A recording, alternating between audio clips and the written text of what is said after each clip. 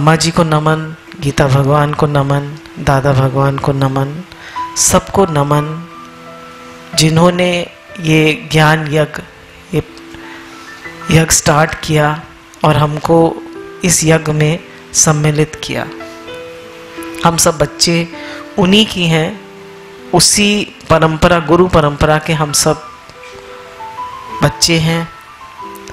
तो जैसे दादा भगवान, गीता भगवान, अम्मा जी, आज गुरु भगवान निष्कामी होकर इस ज्ञान यज्ञ को चला रहे हैं, तो उसी प्रकार से निष्कामी होकर हम भी अपने जीवन को ऐसे ही निष्काम भाव से भगवान से जोड़कर इसी जन्म में कृष्ण प्रेम प्राप्ति को प्राप्त करके एक अच्छा उन्नत जीवन बनाएं। जब ब्रह्मा जी ने सृष्टि की रचना शुरू करी, भागवत के पहले स्कंद में इसका वर्णन है 16-17 अध्याय में। तो ब्रह्मा जी को सृष्टि की रचना करनी नहीं आ रही थी और वो बड़े परेशान थे कि मैं कैसे सृष्टि की रचना करूं। और त और प, तप तप तप। तो उन्होंने सुना मुझे क्या करना चाहिए, तप करना चाहिए, तप करना चाहिए।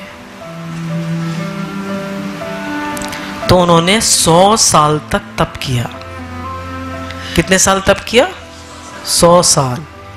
100 साल तक उन्होंने तप किया।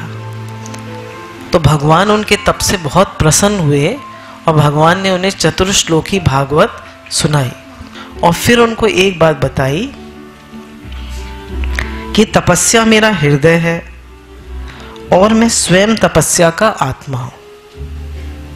मैं तपस्या से ही संसार की सृष्टि करता हूं और तपस्या से ही इसका धारण पोषण करता हूं। तपस्या से ही इसे अपने में लीन कर लेता हूं। तपस्या मेरा एक दुर्लभ शक्ति है। अब भगवान कह रहे हैं मैंने जितना भी कुछ सृष्टि की रचना करी उसको धारण करता हूं, उसका पालन पोषण करता हूं। किससे? तपस्या से। और तपस्या मेरा दुर्लभ है, वो है साधन है, मतलब मैं उसको लांग नहीं सकता और इसे कोई भी नहीं लांग सकता। तो अगर हम परमात्मा को प्राप्त करना चाहते हैं तो हमें क्या करना पड़ेगा? अब तपस्या कैसे करें? ऐसे यही तपस्या करें हम सब लोग? तो कहा, भगवान ने कहा कि तपस्या करना पड़ेगा। मैंने भी सृष्टि की रचना तपस्या से ही की, उसका पालन भी मैं तप से ही करता हूं और उसका संहार भी तप से ही करता हूं। तप मेरा हृदय है, तप मेरी आत्मा है और भगवान को तप बहुत प्रिय है। अब हमारे जीवन में तप का क्या स्थान है और हम लोग कैसे तप करें? हमारे मन में ये प्रश्न उठता है ना कि हमारे जीवन में तप का क्या स्थान है और हम कैसे तप करें। तो भगवान ने गीता के 17वें अध्याय में 14वें, 15वें और 16वें श्लोक में ऐसा कहा है, देव द्विज गुरु प्राज्ञ पूजनम शौचम आर्जवम ब्रह्मचर्य अहिंसा च शरीरम तप उच्यते। देवता, ब्राह्मण, गुरुजन और मुक्त महापुरुषों का यथा योग पूजन करना, शुद्धि रखना, सरलता, ब्रह्मचर्य का पालन करना और हिंसा न करना, ये शरीर संबंधी तप कहे जाते हैं। शरीर संबंधी तप क्या है? सबसे पहले भगवान ने कहा कि देवता और ब्राह्मणों का और गुरुजनों का पूजन करना, इन सबको सम्मान देना और इनको पूज्य समझना।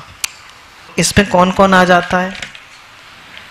तो इसमें बताया कि देव शब्द में आ जाते हैं भगवान विष्णु, भगवान शंकर, भगवान गणेश, शक्ति और सूर्य।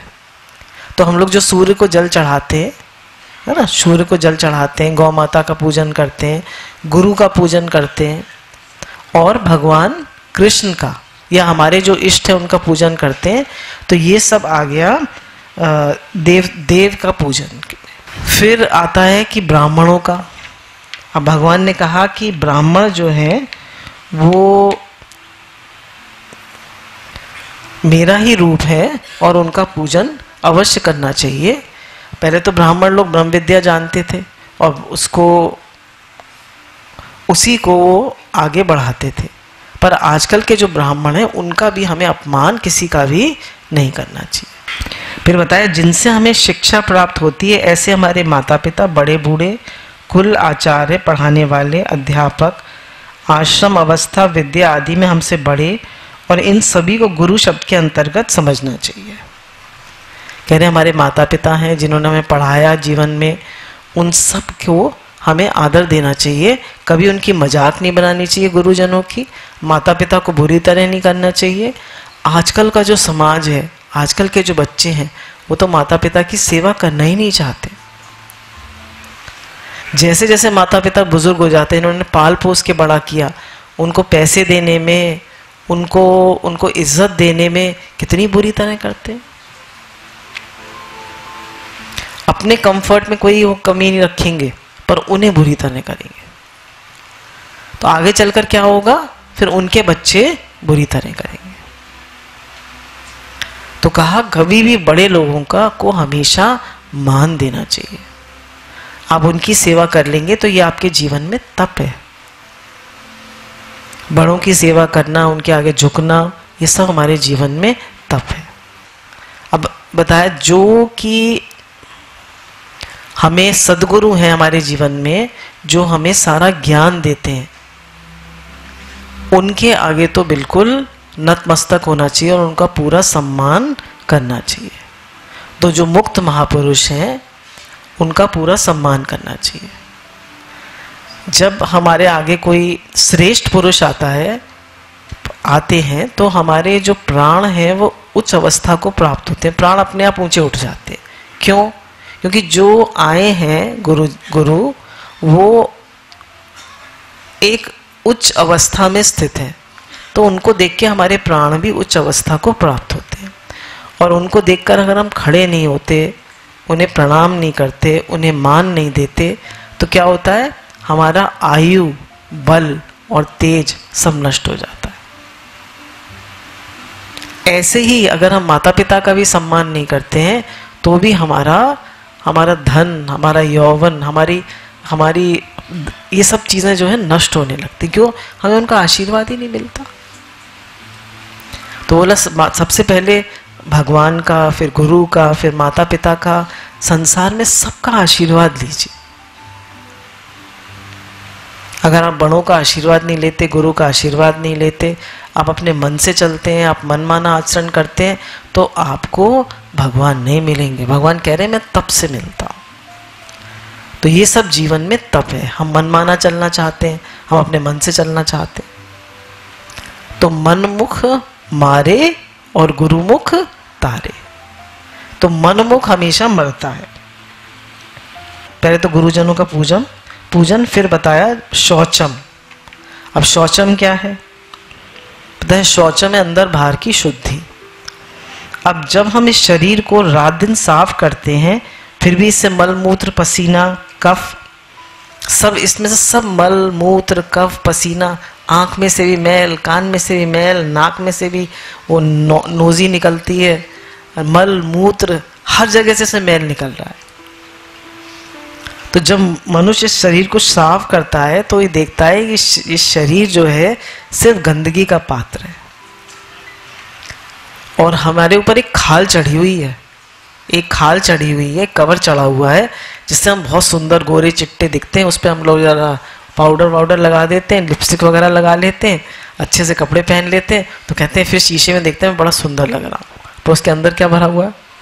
मालटाल क्या है? हड्डी, मांस, मज्जा, लैट्रीन, बाथरूम।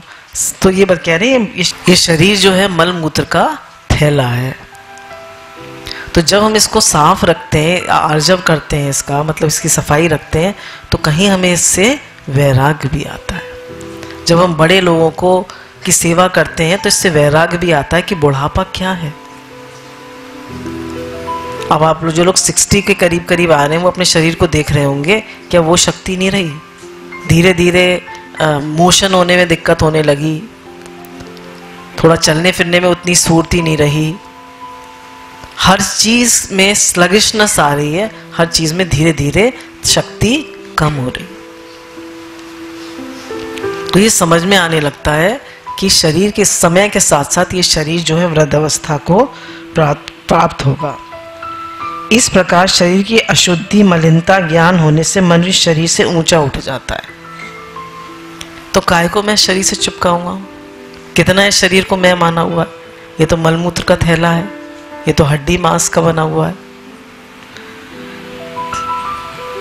शरीर से ऊंचा उठने पर उसको वर्ण आश्रम अवस्था आदि को लेकर अपने में बड़कपन अभिमान नहीं होता। इन्हीं बातों के लिए शौच रखा जाता है। यानी जब शरीर से वैराग्य आता है, देखता है, शरीर की सफाई करता है, बड़े लोगों को देखता है कि क्या है शरीर की गति, मृत लोगों को भी देखता है शरीर की क्या गति है, तो उसको वैराग्य आता है। और जो गुरु पक्का करा रहे हैं मैं भगवान का हूं और भगवान मेरे हैं, विचार के द्वारा इसको पक्का करता है। तो विचार के द्वारा हमें इसे पक्का करना चाहिए कि मैं भगवान का हूं और भगवान मेरे हैं। और इस शरीर से वैराग्य लेना चाहिए। बोले शौच इसीलिए किया जाता है कि हम शरीर से ऊपर उठे।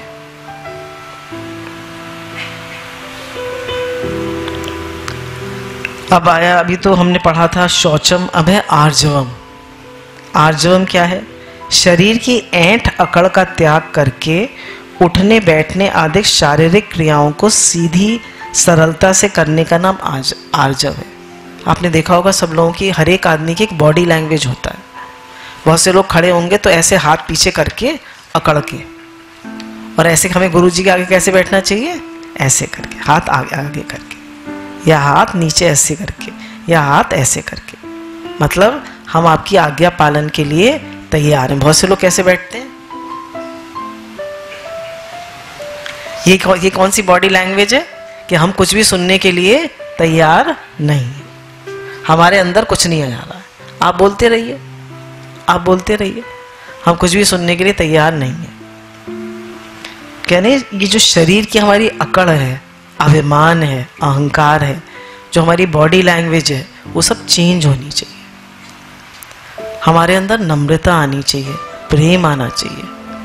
आर्जवम का मतलब है सरलता, अभिमान का त्याग, अहंकार का त्याग। हमारी बोली, हमारी चाल, हमारा ढाल। पहले पढ़ा था कि जब कोई चलता है तो जितनी जोर जोर से जूते चप्पल की आवाज करता है चलते हुए, उतना अहंकार है। और जितने धीरे धीरे अपने जूते चप्पल को ले जाता है, उतना उसको कम अहंकार है। अब हम कैसे चलते हैं, हमारी चाल कैसी है? कभी नोटिस करिएगा कितनी आवाज करते हैं। तो हमारा हर एक्शन शो करता है हमारे अहंकार को। तो गुरु आर्जवम कहते हैं नम्र होके चलो, सरल होके चलो। हमें किस बात का अहंकार है? सबसे पहले तो देखिए सारी शक्ति भगवान की है, सारी समझ सारा ज्ञान गुरु का मिला। तो कैसा होना चाहिए हमें? बिल्कुल दैन्य भाव। दैन्य भाव आता है बड़ी भारी जब गुरु की, भगवान की हमारे ऊपर कृपा होती है। अगर जीवन में अकड़ आ रही है तो समझ लीजिए हम गलत रास्ते चल रहे हैं। और जीवन में दैन्य, सहनशीलता और सरलता आ रही है। हम सॉरी कहने को तैयार हैं, हम झुकने को तैयार हैं, हम नम्रता से चल रहे हैं, हम बिल्कुल दैन्य भाव से चल रहे हैं। एक होता है बाहर से दीनता दिखाना, और कि एक होता है हृदय से, हृदय का प्रेम, हृदय से दैन्य भाव। तो यहाँ कैसा चाहिए हमें दैन्य भाव? हृदय से, दिल से हम झुक जाएं, दिल से हम माने कि मैं तो गुरु के सानिध्य में पक्का करूं, मैं भगवान का हूं, भगवान मेरे।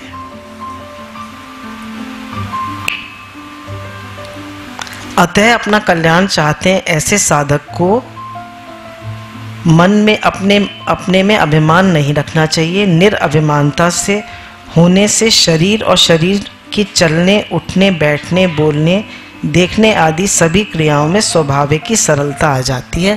जो आर्जव कह रहे हैं, अंदर में जब अभिमान नहीं होता, अकड़ नहीं होती, तो हमारा सब बोलने का तरीका, हमारा चलने का तरीका, हमारी हर चीज़ बदल जाती है। और हर एक्शन जो है हमारा निरभिमानता को शो करता है। अब अभी हम लोग अभी वृंदावन गए थे, तो कुछ 2-4 लोग सेवा के लिए आए, तो एक जो ज़्यादातर सब काम संभालती वो तो बेचारी गई, जल्दी से झाड़ू पोछा लिया और झाड़ू पोछा करने में लग गई और सब फटाफट सफाई करने में लग गई, जो मेनली इंचार्ज थी, सब संभालती हैं। और जो नहीं भी इंचार्ज थी, जिनको नहीं भी बुलाया था, वो आई सीधे किचन में घुस गई और जो अच्छा काम है वो करने लगी। तो क्या है, कहीं ना कहीं है भाई, ये काम मैं कैसे कर सकता हूँ। हालांकि झाड़ू पोछे वाली आई हुई थी लड़की, पर वो खुद भी लग गई। क्या है, सरल निराभिमान, उसको कुछ नहीं चाहिए, उसको है कैसे भी मैं सेवा करूं। तो हमारे अंदर भी होता है, मैं बर्तन क्यों मांजूं। आजकल हम लोगों को इतना ज़्यादा अहंकार हो गया है, मैं बर्तन क्यों मांजूं, मैं झाड़ू क्यों लगाऊं, मैं ये काम क्यों करूं, मैं ऐसा क्यों करूं। तो कह रहे कोई भी काम छोटा नहीं है, हर काम करने के लिए हमको तैयार रहना चाहिए। तो गुरु के पास आकर ही हम नम्रता सीखते हैं, दैन्य सीखते हैं, सरलता सीखते हैं, सहनशीलता सीखते हैं, सब हम गुरु के पास सीखते हैं। और ये सब हमारे जीवन में तप है। आप जो आंखें बंद करके या वैसे करके बैठेंगे, वो तप नहीं है। भगवान कह रहे हैं ये सब जो तुम जीवन में अपनाओगे, बड़ों के आगे झुकना, बड़ों की आज्ञा मानना, सहनशीलता से चलना, दैन्य से चलना, ये सब तुम्हारे जीवन में तप है। बाहरी दिखावे से नहीं, हृदय से।